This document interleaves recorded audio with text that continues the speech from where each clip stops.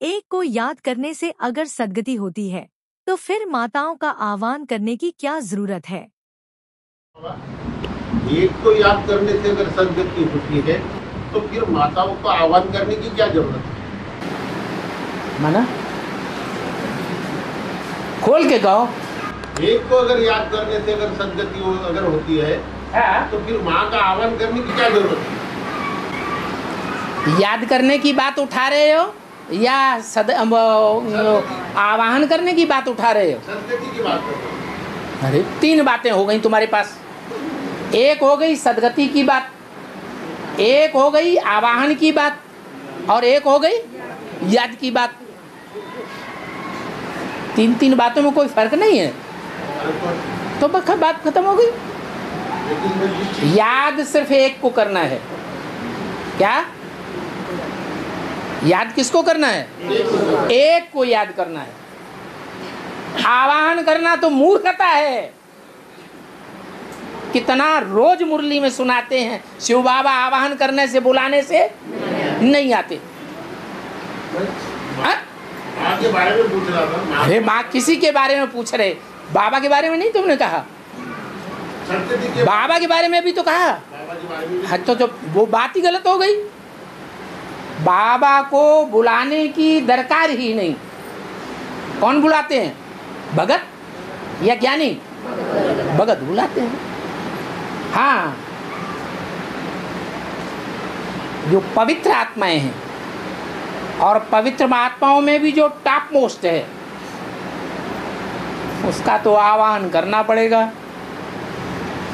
अगर आवाहन नहीं करेंगे तो माता गुरु की इज्जत होने वाली नहीं है। माता गुरु जब तक नहीं बनाया है तब तक उद्धार नहीं हो सकता। क्यों नहीं हो सकता? माता पिता है ना, क्योंकि जो पिता की लिस्ट में है वो भी दुर्योधन दुशासन में होता है। जिसमें प्रवेश करते हैं वो पुरुष नहीं है क्या? फिर उसका आवाहन करने से फायदा नहीं।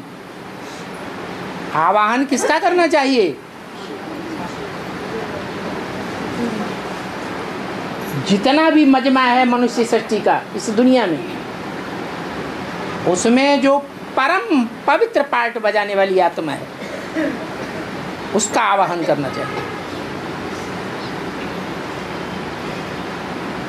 उसका आवाहन करेंगे तो प्योरिटी से दुनिया के सारे काम होते हैं। पवित्रता से परिवर्तन हो जाएगा।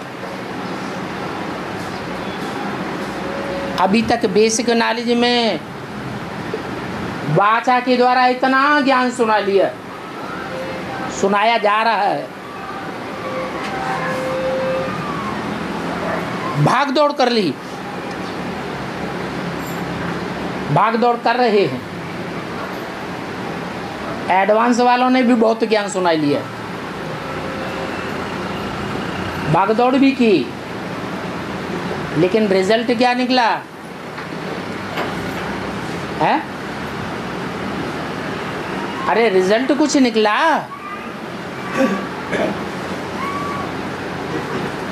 रिजल्ट 50% भी निकला?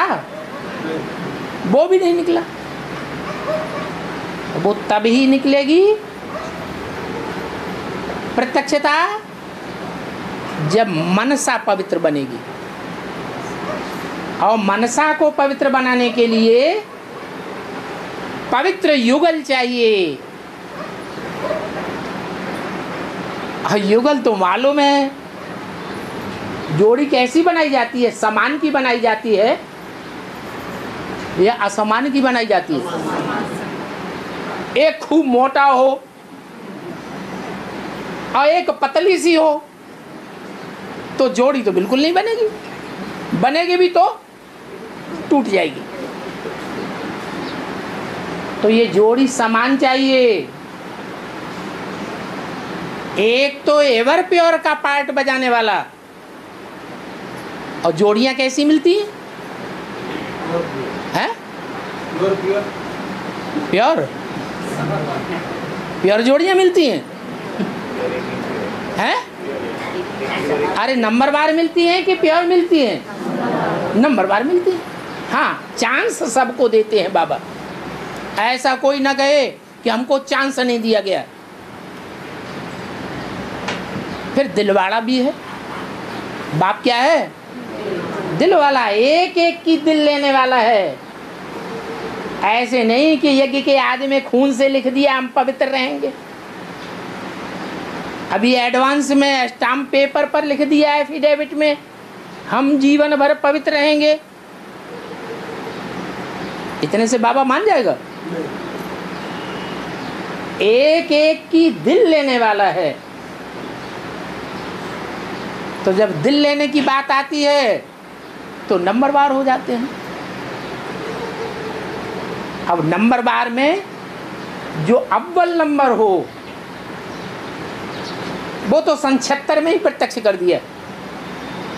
लक्ष्मी नारायण का जन्म कब हुआ? आज से 10 वर्ष कम 5000 वर्ष हुए। उस हिसाब से सन 76 में ही लक्ष्मी नारायण कौन बनने वाले हैं वो प्रत्यक्ष हो चुका था। लेकिन ये बात किसी की नहीं, दिमाग में नहीं आई कि बाबा ऐसे कहते हैं कि सारे पुरुष दुर्योधन दुशासन है। उन पुरुषों में ब्रह्मा और शंकर आ गया कि नहीं आ गया? वो भी आ गया। तो फिर उद्धार किसके द्वारा होगा? सन्यासियों के द्वारा उद्धार होगा क्या? एक के द्वारा उद्धार होगा क्या? हमारी जो स्थापना होने जा रही है वो प्रवृत्ति मार्ग की स्थापना होने जा रही है या निवृत्ति मार्ग की स्थापना होने जा रही है? प्रवृत्ति मार्ग।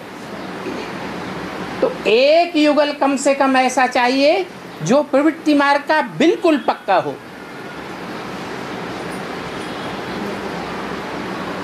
तो प्रत्यक्षता हो जाएगी।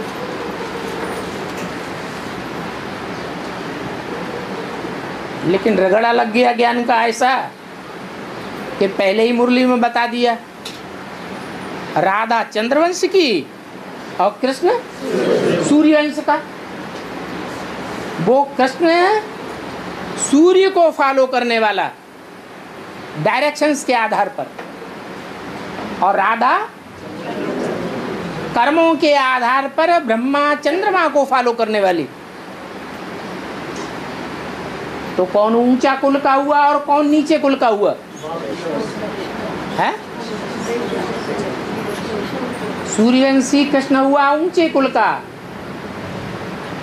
और राधा हुई नीचे कुल की, चंद्रवंश की। तो सूर्यवंशी कृष्ण चंद्रवंशी राधा के यहां जावेगा भीख मांगने?